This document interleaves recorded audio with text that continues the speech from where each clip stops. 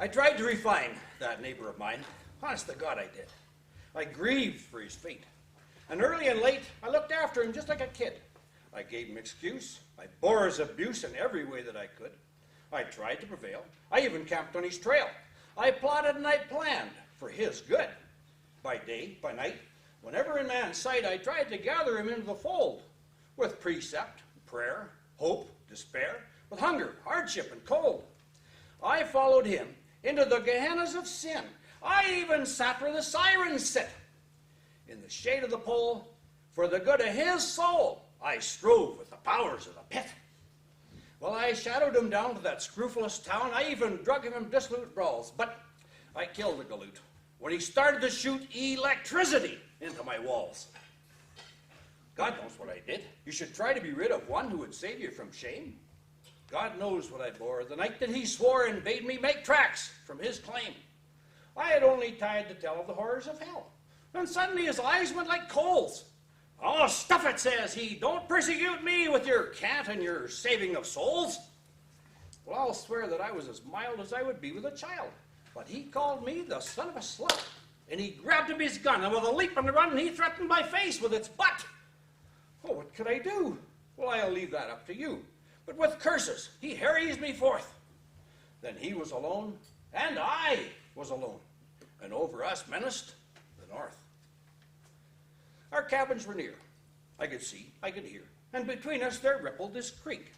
And all summer through, with a rancor that grew, he would pass me, but never would speak.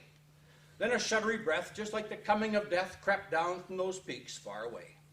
The water was still. The evenings were chill, and the sky was a tatter of gray. Then swift came the big cold, and like opal and gold, the lights of the witches arose. The frost tyrant clicked, and the valleys were all cinched in those stark and cadaverous snows. Well, the trees were like lace, and where starbeams raced, each leaf was like a jewel gleam, and a strong white hush lapped the northland, and wrapped us all round in a crystalline dream. So still I could hear, quite loud in my ear, the swish of the pinions of time. So bright I could see, just as plain as could be, the wings of God's angels of shine. Well, as I read in the book, I would oftentimes look to that cabin just over the creek. Ah, me, but it was sad, and evil, and bad. Two neighbors who never would speak. But I knew that full well, just like a devil in hell, he was hatching out, early and late, a system to bear through that frost-spangled air the warm crimson waves of his hate. And I knew that he nursed with a malice accursed, just like a blast from a winnowing flame. And I pleaded aloud for his shield, for his shroud. Oh God, then calamity came. What? Me mad? Well, if I'm mad, then you too are mad. It's all the point of view. If you'd seen them things gallivanting on wings, all purple and green and blue. If you'd seen them twist as they mounted and hissed like scorpions dim in the dark. If you'd seen them rebound to that horrible sound while spitefully spitting a spark.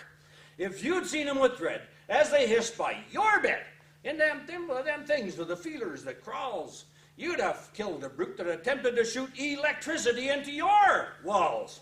Some they were blue. They slithered right on through. They were silent, squashy, and round. And some they were green. They were wriggly and lean, and they writhed with so horrid a sound. Well, my blood seemed to freeze. I fell on my knees. My face was like a white splash of dread. Oh, the green and the blue, they were gruesome to view.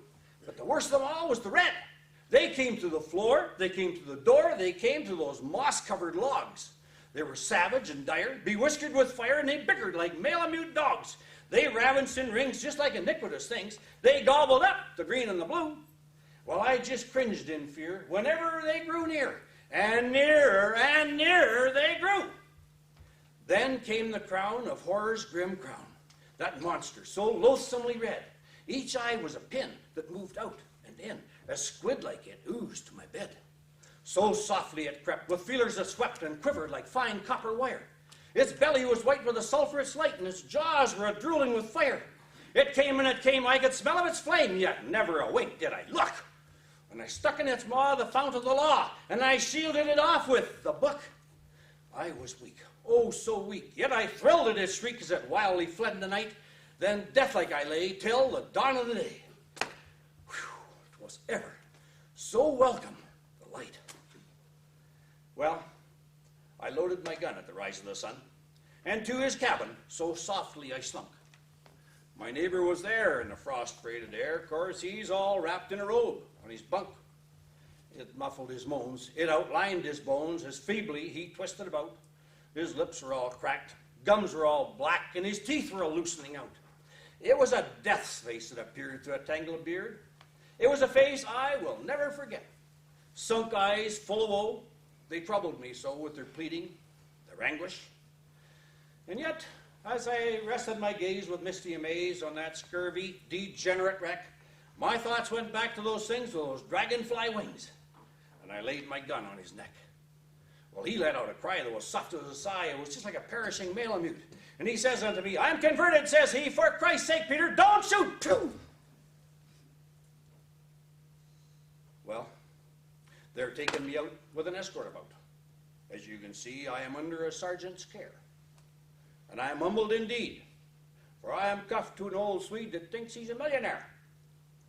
Yes, it's all gospel true, what I'm telling to you, out there where the shadows fall. Yes, I settled Sam Newt when he started to shoot electricity into my walls.